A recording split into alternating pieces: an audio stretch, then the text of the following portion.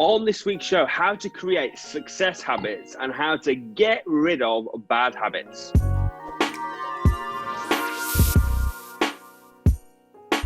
Welcome to the Entrepreneur's Blueprint podcast. We're here every Monday at 12 midday. Don't forget to subscribe so you never miss an upload. You can listen to us on Apple Podcasts or Spotify, and you can watch us on YouTube. Hi, I'm Russell Leeds. Hey, I'm Alasdair Cunningham. And welcome to the Entrepreneur's Blueprint podcast. Thank you for coming on the show again, my friend. How you doing? I'm good. How are you?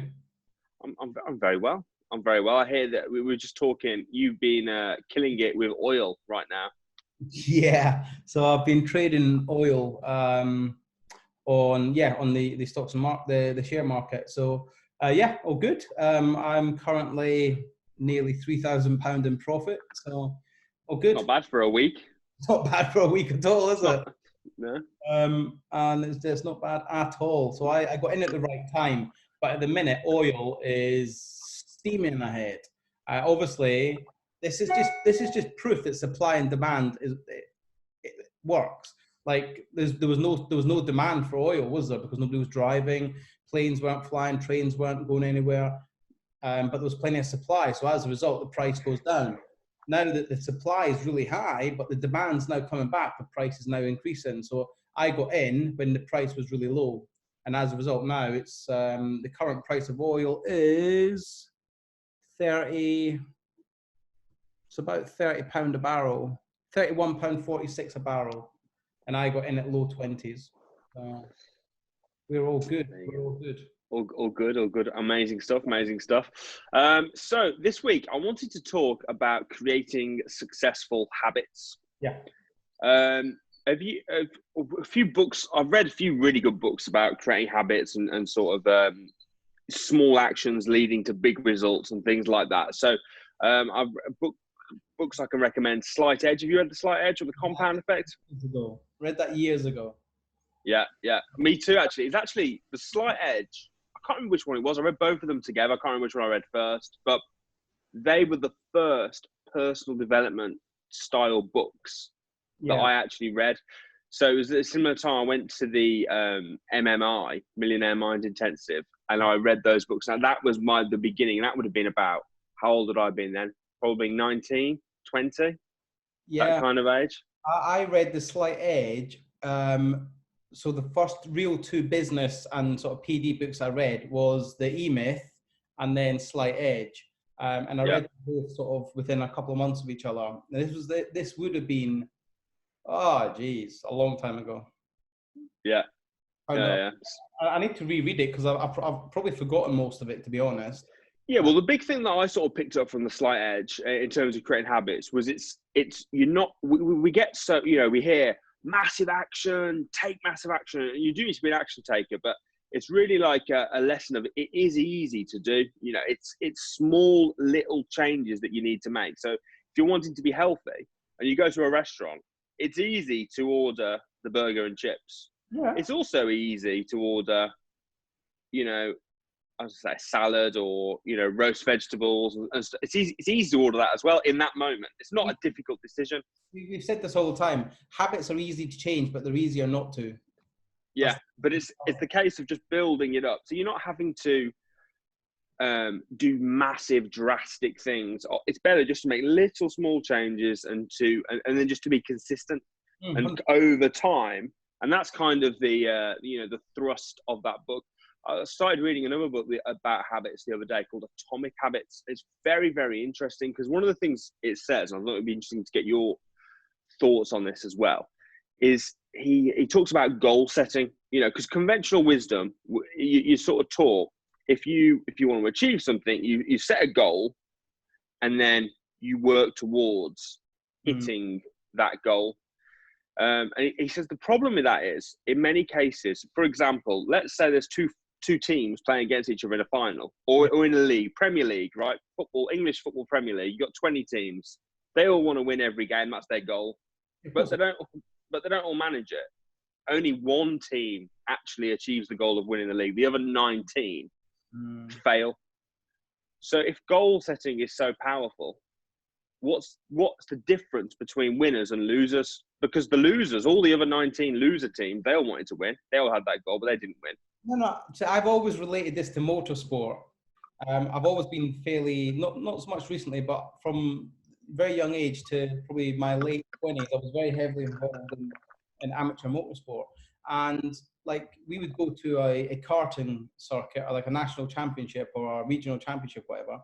And there'll be 30 karts on the grid. There'll be 30 people racing. Only one person wins. And to me, second, all that means is you're the first loser. You're not, I didn't used to, I've got so many trophies from winning and coming second and coming third, but like the second and third trophies just were never that, like, it's just your first loser, right? Win. Yeah. Might as well come 20th. Like, I know it's quite a bad way to look at it, but I used to always think, what keeps these people coming back every time? What keeps people coming back knowing that they're not going to, knowing that really they've not got it in them, or they've not got the equipment, or they've not got the skills to win? So what keeps them coming back? Because in every single person that's on that racing grid has an individual goal. Now, it doesn't always mean that that goal is to come first place. It might be that goal is to go 1/10 of a second a lap quicker than they went last month. Or it might be that goal is to deliver their best for the whole weekend. Might be the goal is to make sure they don't freaking spin off and crash. It might be their goal is to make sure they have a clean weekend and don't get any points in their license. So everyone's got different goals. Of course, everyone wants to win, but for each person's individual goals are a win to them. Do you know what I mean? True, that's true. What do you think about the other problem with goals, potentially? And obviously, I am a big believer in setting goals, but the other potential problem with goals, and this has happened to me, and the best example I can think of this is Tyson Fury. So Tyson Fury, his goal was to become world champion. That was his goal. Yeah. And he spent his whole life working, boxing. And then when he became world champion, it was like, I've done it. Now what? And he put 10 stone on and he stopped boxing and and it was just like, he's done it. He's hit the goal. I did that with running a 10K. I used to do 2 miles, right, every day. That was it. And I thought, you know what? I'm going to run a 10K. I've been running for about 3 or 4 years. And I had this goal of running 10K. I ran 10K. I didn't run again for about 2 years after that. Because I'd done it. I'd hit the goal. I'd run 10K. And then I was like, I deserve a break now. Because I've run 10K, my body's tired, etc. And I just got out the habit of running and didn't do it for about 10 years. So, like, do you think sometimes if people that really impress me are people like Lionel Messi, Cristiano Ronaldo, Lewis Hamilton? He's been world champion, but he's still got the same hunger every year. How many times has he won Formula One now? 5 times? Yeah, 4 or 5 times. I can't remember exactly. But you could relate that. Like, so Lewis Hamilton's not won the most. He's the most successful British. He's actually the wealthiest British. He was on the Sunday Times Rich list yesterday. He's the most financially well-off British sports person ever. And as a result, look, he has won the championship. I think it's 4 or 5 times now. How many times? I'm just looking it up now. I think he's won 63 races. How many? It's world championships, isn't it? We need to know. Yeah, WDC. I'll find it. You carry on. 4 years. I'm sure it's 4 years. 4 times. But then you've got the likes of like Michael Schumacher, who's won like 7 or 8 times. Like, what keeps them having that motivation to do it time and time again? But then you've got other champions like Nico Rosberg in Formula One. He won it once, and then literally as soon as he won it, he retired. Lewis Hamilton's won it 6 times. Is he 6 times world champion? I know he's not far off from Michael Schumacher, because I know he's Michael Schumacher's 7 times, and then Fangio is the guy that holds actual most. So I know Lewis Hamilton's very close to all of that. So yeah, Michael Schumacher's 7. Yeah. Yeah, and then Fangio I think is 8 or 9. But when you think about it, that's what his drive is. That's what Lewis Hamilton's drive must be, to be the best, to win the most. So once you've won the world championship, then what? You want to win the most world championships, and then what? Do you know what I mean? You want to be the best. Yeah. It's just you keep moving. So his goals have probably moved. Like Roger Federer, who's won the most Grand Slams in tennis. Yeah. It's like what keeps what keeps driving? Well, basically, what he talks about, James Clear in the book Atomic Habits, I thought was really interesting. He said goals are great, fine. The problem with goals is like we just discussed. Number one, other people have. He's like, I used to set goals. Some of them I'd hit, some of them I didn't. He's like, so, and the other, you can get. I often find when you set the other problem with setting goals is you have a tendency of not enjoying the journey because the whole thing is for the actual. I'm doing all this for that. Yeah, that's the reason I'm doing it, and you don't have a tendency to enjoy the journey. So what he was saying, instead of setting goals, and it might be worth having goals as well as this, I think, but instead of just setting goals, it's like try and become the sort of person that would hit those goals. So let's say, for example, rather than you saying, I want to lose 10 kilograms. Mm-hmm. The problem with that is when you lose 10 kilograms, and I've done this as well, I've lost the weight, whatever I wanted to do. And then what do? You've hit it now. So you revert back to your original way of living and you put the weight back on. It's the same as when you do those crazy, insane diets, like the juice diets. Again, I've done that. You do it. And then once you've done that, you're like, yes, hit the goal, boom, and you go back to normal. So you say instead, focus on the system, not on the goal. So don't focus on the amount of weight you want to lose. Focus on you want to be a healthy person. What would a healthy person do? Yeah. How would a healthy person live? And that way you can do it forever because you're creating habits. So rather than being focused on the scales, be focused on the system. And his argument is, if you do that, do you even need the goal? If you just totally focus on the system and you do the system, would you not get the same results if you had the goal or not? So it comes back to like changing yourself as a person. So instead of, like, we've talked about this before actually in quite great depth about just thinking like a healthy person as opposed to somebody that's so defined and losing X number of kilograms. So think like how would a healthy person do this? Eat less lunch, or what would a healthy person order, as opposed to like, because this is why so many people fail, I think, especially at weight loss, because they're so determined to lose 3 kilograms that they're not actually living a normal lifestyle. Like they're not eating normal food. They're living like, if you look at, like, I know somebody's doing this diet at the minute. It's so regime. It's so strict with regards to what they can eat. It's like they can't go a gram over what they're supposed to eat. It's all to the gram, and it's just not normal. It's just not, you wouldn't normally eat this food. But to me, that's not sustainable. When you go back to normal life, when you're out of the diet and the weight loss, and then you're out in your everyday working life, that's not sustainable, because you're just not going to have the sort of food that they're eating, because it's all takes so much prep. So as a result, yeah, you might get that instant 5-6 kilogram of weight loss, but unless you actually become the healthy person, or become the mindset of the person that I'm going to eat like a healthy person eats, and avoid the burger and chips and avoid the fast food and McDonald's and all sort of crap, then you're just going to put the weight back on. I think that's the same with everything. You can relate that to business. Like, if you look at all the successful business people in the world, they've got good business foundations. They're not just doing good habits for like a month or two to get that instant results. They have these habits all the time. So to them, it's not a habit. To them, it's normality. So it's about changing your normality compass, I suppose. Yeah, and then just trusting the system. So the thing is, when you focus on the goals, you can get deflated, can't you? It's like, oh my goodness, I've been working out for like 2 weeks now, and I've lost 1 pound. Yeah. Like, what's the point? What's exactly the point?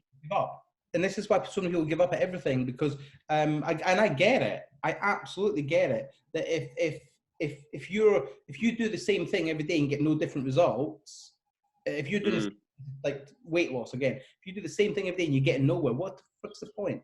If you're eating like and not losing weight, and if you're exercising and not losing weight, and you're not actually achieving anything, you might as well just sit on the sofa and eat fucking burgers. Like, do you know what I mean? Because if it's not fixing you, if it's not helping you, or helping you get closer to your goals, then again, what is the point?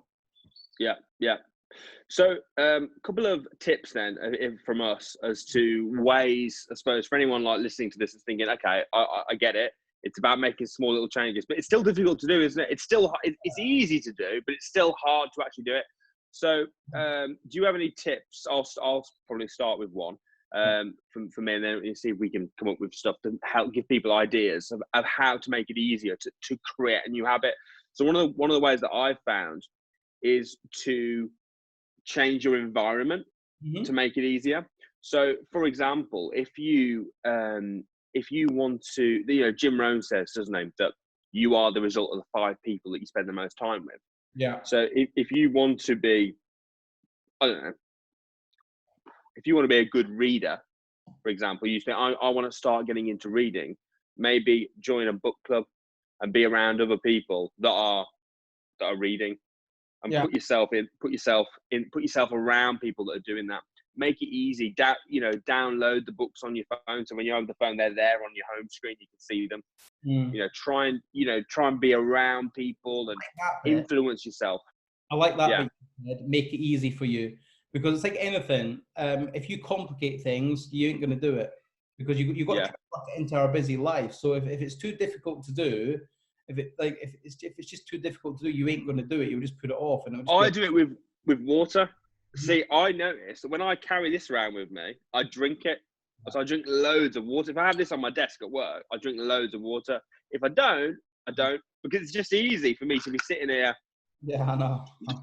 But it's not, there you go. But it's not easy to go into the kitchen, get a glass, fill it, especially those little pathetic little ones you get in the offices. Do you know, like with the water cooler? And the glasses are about this big, and you're like, oh, what's the... I've done, drunk it.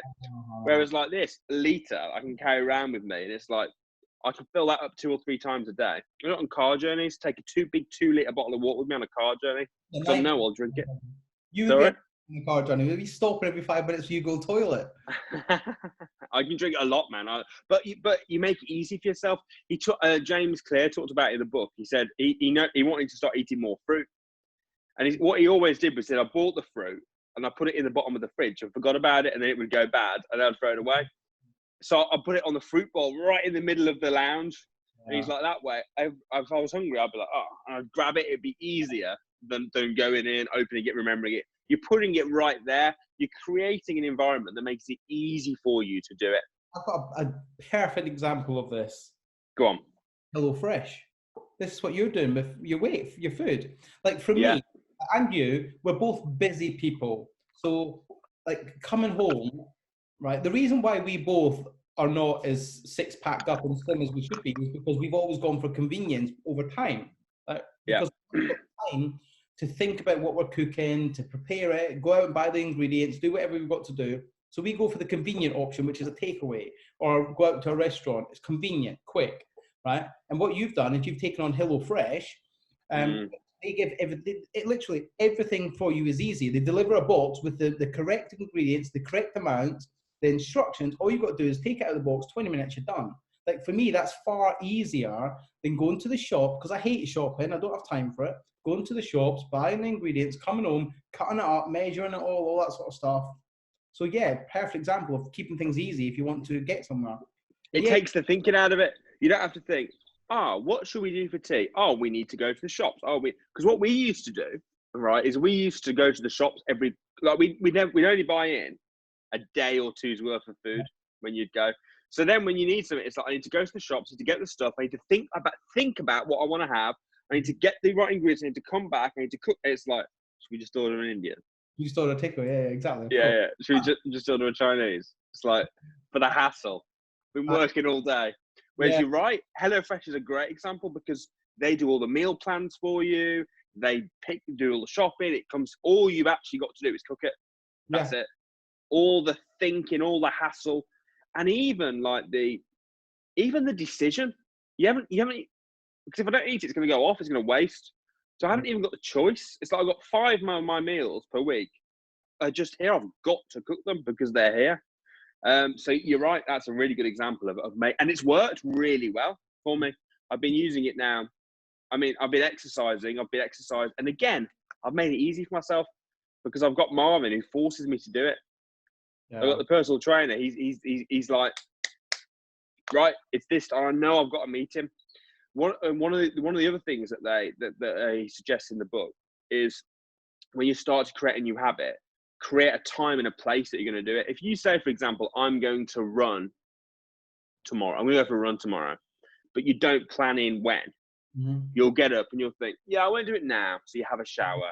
And then you're like, yeah, at some point, and then it just never happens. Whereas if you say, I'm going to get up at 7 a.m. and I'm going to go for a run, and this is the route I'm going to do, and you plan it out ahead of time, then when it comes, you haven't got to think about it. It's just like, oh, it's 7 a.m. Oh, that's the run, and you just do it. Yeah. So just make it as easy for yourself as possible. Take all the thinking out of it. Do the thinking now. Because it's easy to think it now. When I'm not having to actually do the run, I can be like, yeah. I think a lot of it comes down to planning, like you said. Everything, even like little jobs in your business, little jobs in your work, little jobs in whatever you're doing. It all comes down to planning. Like, I was speaking to a woman on the academy, and she plans every single day that between a certain time for 1 hour a day, all she's going to learn about is business and about property. So like every single day, she sets an hour aside every single day just to learn something new about property. So to watch some YouTube videos, to read up, to do this, to do that. But for her, it's planned every day from, I think it's 9 till 10 o'clock at night she does it. Every day, 7 days a week. And like her routine is so very, very organized when it comes to this sort of things. And if you just think that's an hour a day, it's not the end of the world, is it? And if you enjoy doing it, it flies by. But think about where she's going to be in like 3 months. Like 3 months, hour a day, at 7 hours a week, 28 hours or 7 hours times 4, 28 hours a month. That's 104 times 8, 128 hours in 3 months of education. Yeah. Like, think how far ahead she's going to be. Yeah, no, that's very true. That's very, very. Because if I said to you, you've got to spend an hour a day learning, like we used to. But a lot of people are in the habit of spending 3 hours a day watching TV. Yes, exactly. 3 hours a day watching Netflix, watching bullshit on TV. That ain't really. Yeah. However, if you've watched Ozark on Netflix, you'll agree that it is pretty good. It's worth it. It's kind of worth it, yeah. But the thing is that like I don't think anyone would say. Well, some people do, but I don't think anyone. I certainly wouldn't say don't watch any TV. Just plan for it. You do need some downtime. It's just don't let it take over. Don't let it take over your life. Don't be a couch potato that watches TV all the time. The thing is, right? I also I know people that don't watch TV, but I know people that literally watch it all day. And I know somebody that during this whole lockdown situation, all they've done is literally watch crap on TV all day and play Xbox. That's all they've done. And honestly, I couldn't believe it. I just can't believe it. And like now he's panicking because we're all coming out of lockdown and he's not done anything because he was expecting to be in lockdown till the end of the year. And I'm like, dude, you've wasted 3 months of your life. Like, yeah, so farther advanced. And like, yeah, trying to ask me for advice about what he can do. And I'm like, well, dude, since I've been in lockdown, I've created my YouTube channel. I've put 12 videos out there. I've filmed loads of content ready to go out. I've booked viewings. I've developed myself. I've lost weight. I've done all sorts. I've planned. I've done all sorts. He's done nothing. Yeah. Literally, Jack, nothing. I know. I've definitely used the time to create the habit of exercise and eating healthier. So I feel like I've definitely done that. Another thing he talks about, he said a lot of habits are you've got them. They're just sitting there in the background. Your body will get a certain cue, and then when your body gets that certain cue, it will make you crave whatever the habit is. Okay. So, I'll give an example. For me, if I'm driving is a cue for stopping at Starbucks for me. I can't go on a journey without buying a Starbucks. I literally can't do it. Yeah. I'll drive. The second I start driving, I'm like, oh, fancy a Starbucks. And I'm trying to plan in my head where is the next. A nightmare for that, actually. I am. You're just out and about walking around. You're like, should we walk to Starbucks? Like, yeah, I am. If I've got the same. I've got it for driving. I've got it for. I went to pick up my my mother-in-law and father-in-law. Were stuck in Australia with the whole lockdown thing, and they came back. They eventually managed to get flights back the other day, and I went to pick them up from the airport. And I walked in the airport, and I was like, I haven't had a Starbucks for months, of course, because I've been in lockdown. And I got there, I was like, where's the coffee shop? And I was like, sure, they've got the little machine. And like they didn't. And it's like, oh man, but why now? It's for me, it's the going out. I kind of makes me want to have a coffee. So I've got that habit built in. And it's weird because I haven't done it for 2 months. But the second I'm back in that environment, I'm like, bang, I want to buy a Starbucks or the very worst case, maybe a Costa, but really a Starbucks. Oh, that's borderline, mate. I wouldn't. Borderline. That's different, isn't it? I can't stand Yeah. Costa. Cannot stand Costa. But what I'm saying is I've got that habit around another habit. Another way I've done it in a positive way is when I travel on my own, I listen to audiobooks. Yeah. So if I'm on my own, when I went to the airport, as soon as I got in the car and I'm on my own, I'm like, audiobook. No, so that's a good. I know you put on a bit of Mika. I know you do. I was listening to this book we're talking about right now. So I relate that if I'm going on the train or if I'm in the car or if I'm going for a walk on my own, anytime I'm on my own, I'm audiobooks. So it's a habit I've built. But what you're saying is you build habits on habits. So if you've got a habit already that you do, link that to something positive. So let's say you like playing Xbox. Mm-hmm. You could think to yourself, okay, well, when I play Xbox, I'll listen to podcasts. So that way, I'm still going to do an hour of Xbox a day because I really enjoy it. It's a habit that I'm into. But what I'll do is I'll make use of the time. So rather than, it depends on what you're playing. If you're playing on Call of Duty, you need Call of Duty, you need the sound and stuff. But you could, or I don't know, that might be a bad example. But if you've got a habit that, I want to start being grateful for stuff, but I keep forgetting to do it. So what I'll do is I'll link it to brushing my teeth. So while I'm brushing my teeth, which I do twice a day, I'll think of the things that I'm grateful for from the day before and the things I'm grateful for that day. You can even write gratitude on your toothbrush to remind you. So then you get in the habit of when you're brushing your teeth, you're thinking of so you're building habits upon existing habits. Cool. And I thought that was a pretty clever way of doing it, because then when you brush your teeth, you relate it. You think, oh, what am I grateful for today? And suddenly it changes your whole mindset. First thing in the morning, last thing at night. So if you've got new habits you want to build, the first thing you need to do is know what your habits are. See, it's only when reading this book that I kind of realized about the Starbucks habit that I had when I'm out and about. I kind of wasn't really aware of it. I could have told you had a Starbucks habit. Well, I knew I liked Starbucks, but I didn't know I didn't know when it was a habit for what. Do you know what I mean? I didn't know the cues were there. So the first thing you got to do is go through and work out what all your habits are. Good. I've got a habit. Some of them are good, some of them are bad. I've got a habit. I have to have a shower every morning. Well, that's not a bad habit. It's not a bad habit, but like if I have one the night before, I still have to have one in the morning. I've just got to do it. I can't get out of bed, but I cannot get dressed in the morning without having a shower. No, I'm the same. I don't know how people can. It's just not right. Like,